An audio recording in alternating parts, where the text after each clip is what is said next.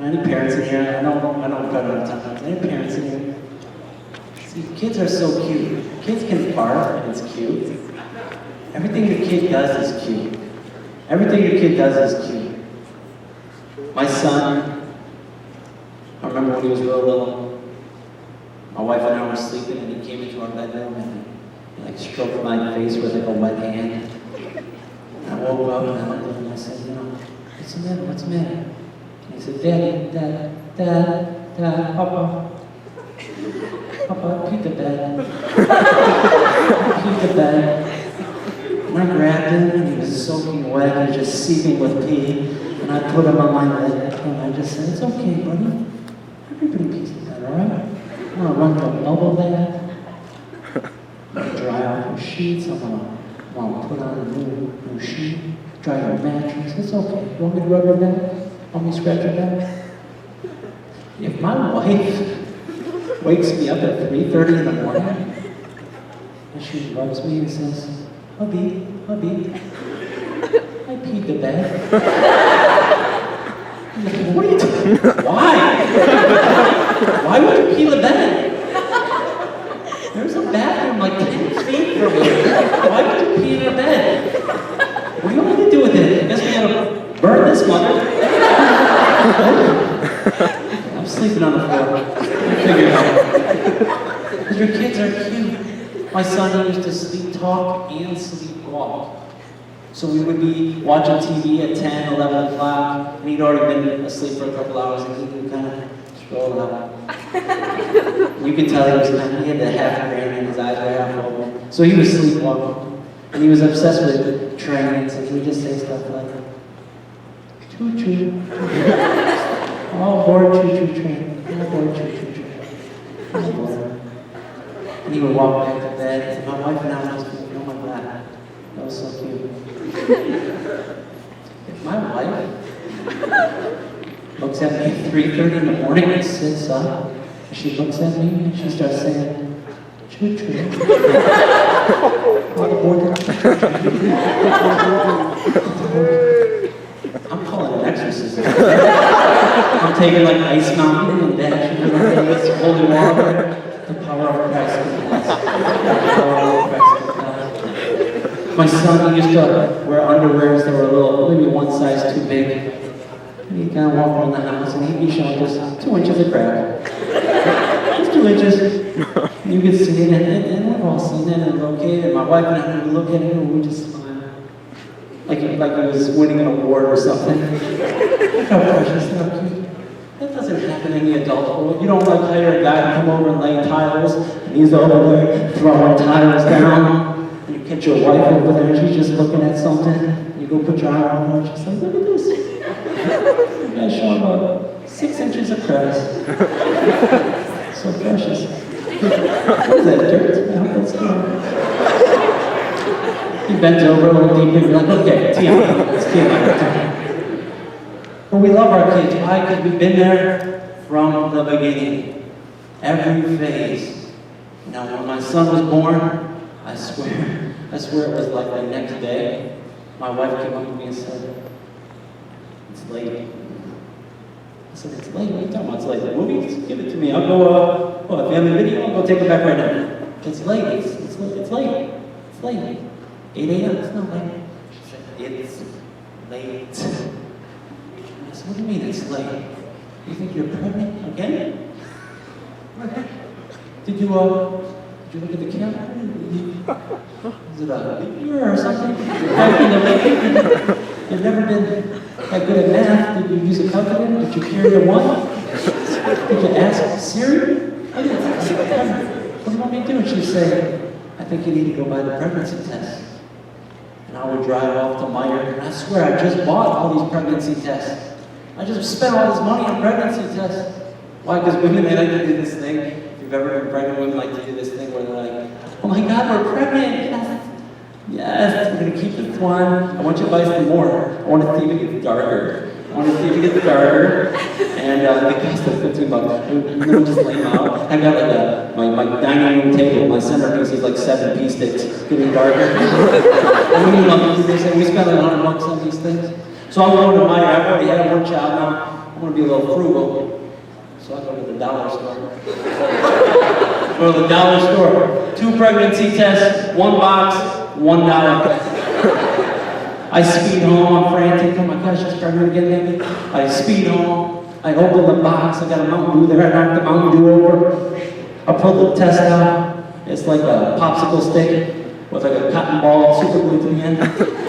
I drop it. I spill the Mountain Dew. Mountain Dew gets all over the pregnancy test. I look at it. It says pregnant. The Mountain Dew is pregnant.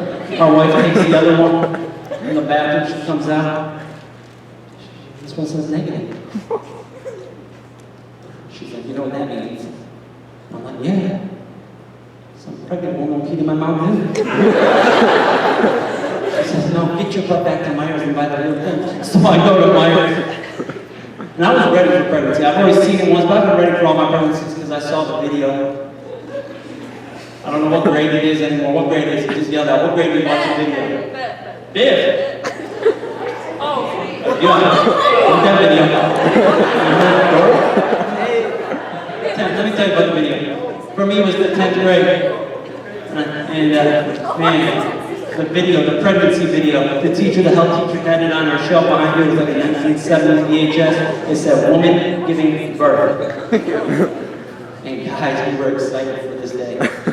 We weren't excited for school, but we made sure to be in school on this day. We talked about it and said, hey guys, today's the day. Today's the day. There's going to be a woman in this video. And some rated R footage. We didn't miss school that day. We could have pus in our eyes, pink eye galore, and woke up and your mom would say, you're not going to school. Mom, I'm going to school. I've got to learn today, Mom. I've got to learn. Where's the Visine? Just give me some Visine. I'm not going to school. Mom, I will call social services right now. You're not going to school. I've got to learn. And we would go to school and be in health class. Your boys brought like snacks and Cracker Jacks. And watching this video of a woman giving birth. And it starts off fine. She's giving birth. And, she's breathing. Headshot. She's over there again. She's breathing. She's over there. And then the camera starts to pan. It starts to intensify. And the camera starts to pan to the live birth shot. And every guy's face, we're just watching them eat Cracker Jacks.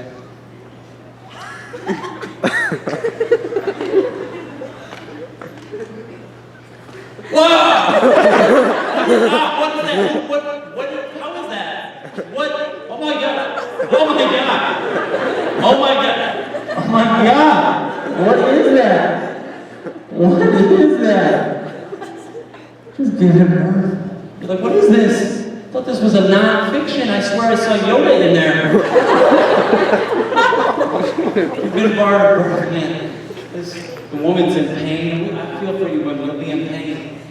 For your husbands out there, it's not easy for us because it's hard to watch a woman in pain.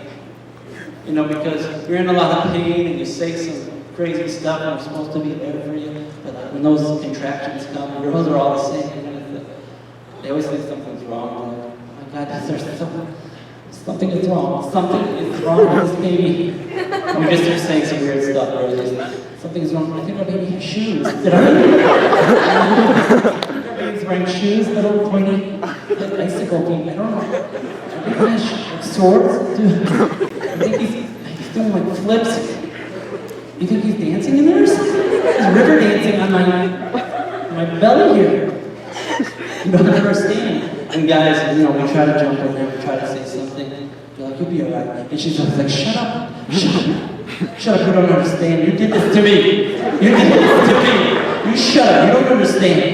You don't speak for the rest of the day. You understand? You don't understand. You can't speak. You are not allowed to speak, okay? And then out of nowhere, she'll just say, I want it.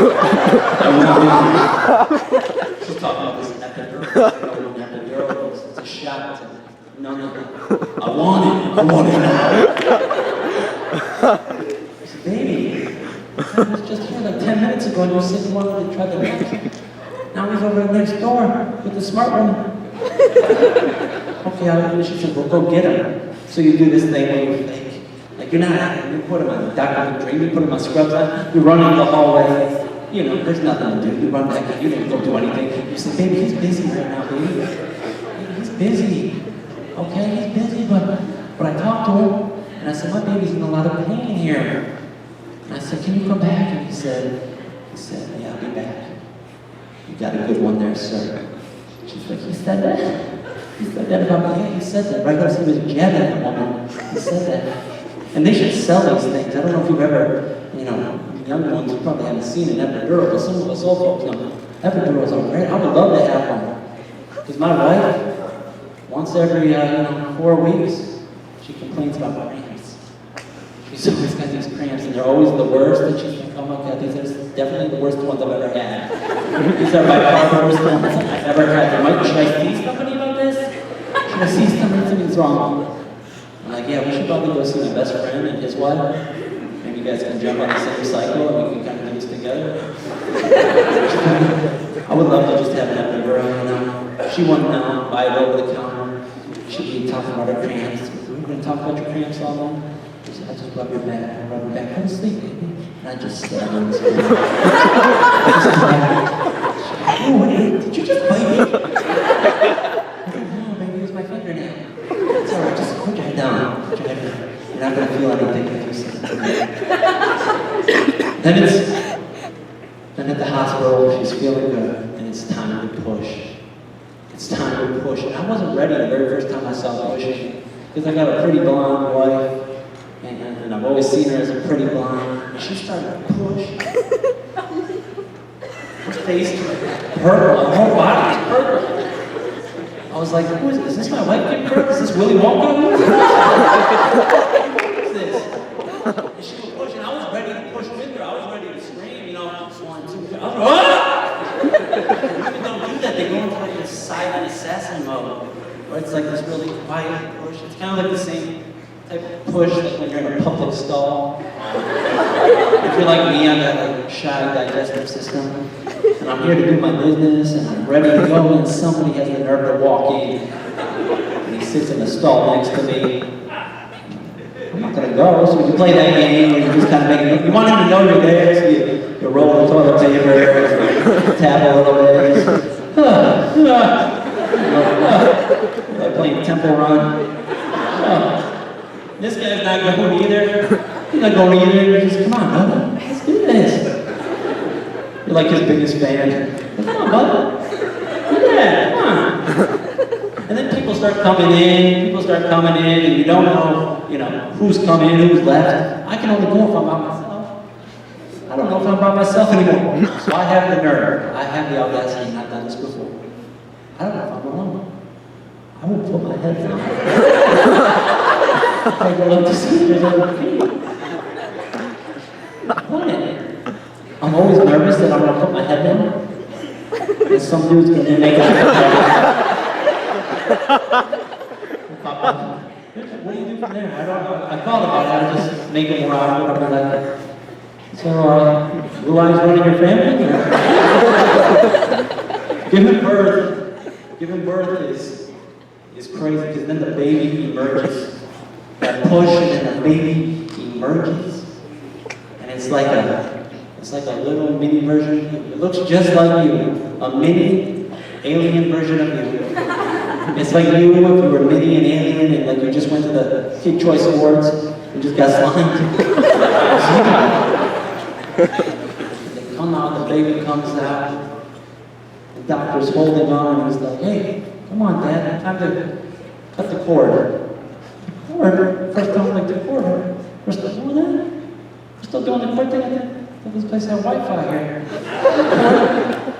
He gives you these scissors. It's like a 1 centimeter blade. I'm like, what about the shears here? Have you seen this thing? Where's the shears at?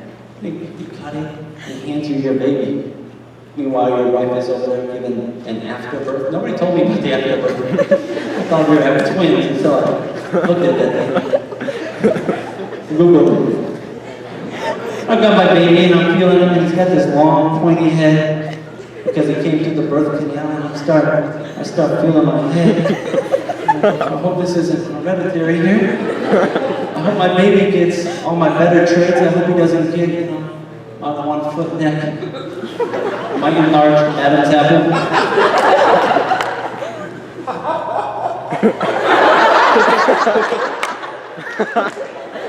my fear of frogs, my foot cramps, my half beard.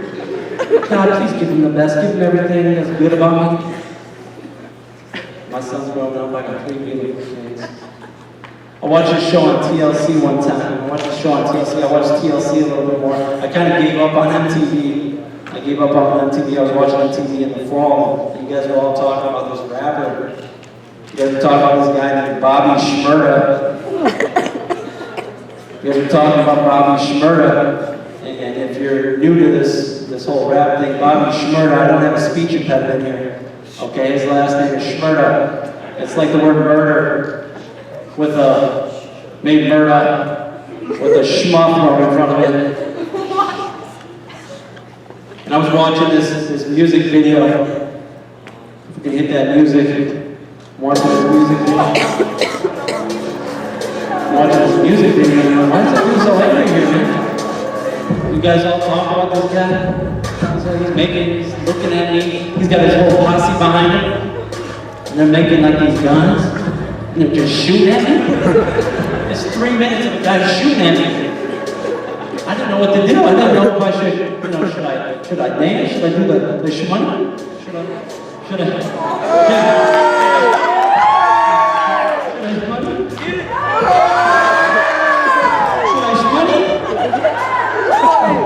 Or should I call witness protection? I don't know. I felt like I was violated. So long story short, I gave up on MTV about 4 weeks ago. But I watched TLC. And TLC has this show called I Didn't Know I Was Pregnant. I didn't know it was a show. I think, oh man, I love comedies. I'm gonna watch this comedy. Watch this, maybe it's like a romantic comedy or something.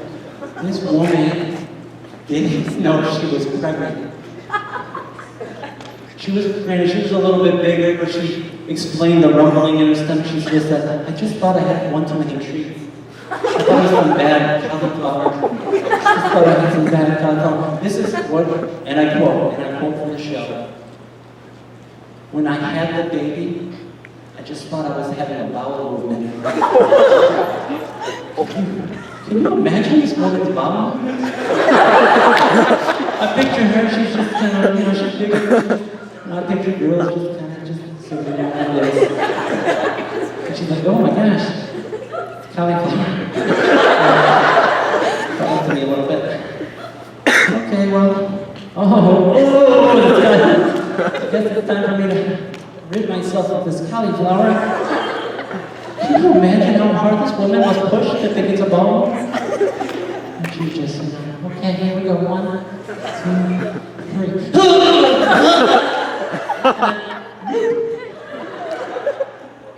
She gives a look. She gives a look. And she finds a baby in the toilet.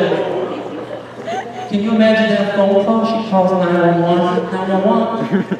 What's your emergency? Yeah, my name is Lisa, and I'm currently attached to a baby. Wait a minute. That probably doesn't make a ton of sense here. Let me back up. My name is Lisa, and I was taking a crap, and a baby came out. Can you imagine? I felt bad. I felt bad for her, but I felt bad for that guy, that kid, because, his mom's never going to tell him that story. But in a drunken stupor, she's probably going to tell, her brother, Uncle Joe. She's going to tell Uncle Joe. And Uncle Joe's going to come over to the house, all throughout that kid's growing up, he's going to come over to the house and say, hey, where's my little turd nephew? Little turd. And that kid's going to always ask his mom, Uncle Joe called me turd. She says, he's an idiot. Don't worry about it, he's an idiot. He's just stupid. That kid's going to be watching YouTube or whatever they have in 2030, 2040. He's going to run across a rerun there. And he's going to watch that episode. And he's going to be like, oh my God, my mom literally thought I was a turd. Women are funny, man. Women are funny. Women are funny. I was driving somewhere the other day. I don't know if you've ever seen this. If you've ever driven into like a supermarket and there's a guy who lets off his wife, and then he just goes and parks right there. You're not supposed to park in front of the store. There's a sign right there that says no parking. No parking, no standing, no stuff. As a young kid, I used to get mad. I would walk by this guy and say, what are you doing here? Move it along. Move it along. But I get this guy. He's a victim. He's a victim because once you guys get older and hang out with some ladies for a while, you'll be driving home from somewhere, and this woman will get this lady next to you, she'll always say, hey, pull in over here, pull in. Let's just pull in over here. Pull in, get over right now. Pull in, please. Pull in, get over, too late, get over. And you'll pull into a store and she'll just say, you stay here, I'm gonna run into the store to drop me off. I gotta get some milk, some bread, and some shampoo, okay? Have you been using my fancy shampoo? I bought you that VO5 crap for your nasty hair. Don't use my fancy shampoo. But I'm gonna go in there and I will be 1 second. I will be like 1 second, okay? Literally like 1 second. And you let her go, and then you take off on the parking lot. She is never 1 second. You're doing laps around the parking lot like you're Dale Earnhardt, like you're giving tours of the place. You say, yeah, look to the right. There's that woman. She's exiting. The same woman that went in after my wife. And when your wife comes out, you're always as far from the place, far from the exit as you can possibly. You're like in Egypt. And your wife will do this thing where she's like, she'll walk out the store and she'll expect you to be right there. She'll act like she has amnesia. And then she'll spot you. And she won't even let you come to her. She demands you walk over. So now this is awkward. What are you doing? Right here out in the middle? We're just going to get in the car. Behind me. And she gets in the car, and the conversation goes one side, and she gets in the car, she slams the door. You have me out there looking like an idiot. I hope you're proud of yourself. How hard is it? How hard is it? It's an enter, it's an exit. How hard is it? It's so stupid. Terrible driver. How hard is it? She'll yell. This guy has been a victim of verbal abuse. So the next time you go to a store and you see that dude parked right out in front, I want you to knock on his window and say, attaboy. You stay right there. It's not that hard. I went to the optometrist 2 weeks back. Awkward situation. Guys been to the optometrist lately? I'm going to get my eyes checked out. They make me take my contacts out, dilate my eyes, they put a puff of air in my eyes. I'm blurry, I'm going back. They walk me back to the room, they sit you down. That's good. And then the doctor comes in. It's you and a doctor in a dark room, blurry vision. And he comes over and says, Mr. Savalle, I'm just going to check your right eye there. You need to cover your left eye, I'm going to look at your right eye. I'm going to look at it with this special light. Special light? Doesn't that thing have a name? I'm not money. He says special light. I'm sure he says special light, but to me it sounds like special light. The room's dark. The optometrist is always rocking like 100.3 WNIC. The doctor. You know, I'm sitting there like this, and he says, cover your left eye. Cover my left eye. He has a special light on. He just starts moving in. We're like 3 feet apart. 5 inches. I can feel this guy's nose breath on my upper lip. Oh my God, how jacked up is my eye? So, are we making out? Are we about to make out something? Are we doing this? I'm married. Are we about to do this? And so and I don't know what happened. I think I passed gas. It was a good time to pass gas because we got out of there. It was a good time to pass gas. Okay? There are bad times to pass gas. There are bad times to pass gas. A first date, anybody on a first date tonight? Maybe you take your lovely to El Charles. Go to El Charles. I'll treat you to El Charles. You eat some food. It's 10 minutes later, that stuff is already creeping up on you. and you and your girlfriend are about to leave is, date number one and date number two, and you're walking back to the car, and you can feel it right here. And then just go to the car, okay? Go to the car, I'm gonna check out this asphalt here. Just go to the car, I unlocked it, just go. Oh my God, just go! Get it! Just want to check this out. And you let one go over here, you're good. But when you're in the car, you're kind of out of luck. You let one go in the car, you're hoping, you're like, maybe it was just a puff.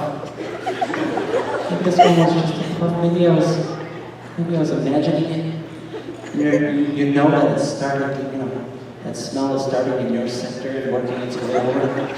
You're thinking about, oh my God, what am I going to do? I'm going to blame it on the area. I'm going to blame it on this part of town. Because there are parts of town that absolutely smell like duty. You guys been to Target? Yeah. Integration? Duty. You go shopping, you enjoy your experience, you go to Starbucks, you're walking out to the Starbucks, it tastes like duty. It smells like duty, it tastes like duty. So you drive in, it gets over to your girlfriend, and she looks at you like you just kicked a puppy or something. What is that? Did you just? No, I didn't. It's this area. Here. What, the farms? Western Farms? Yeah, it's that lake over there. It's that flipping lake. I always think Jefferson. I always take the lake, just in case. It's the lake.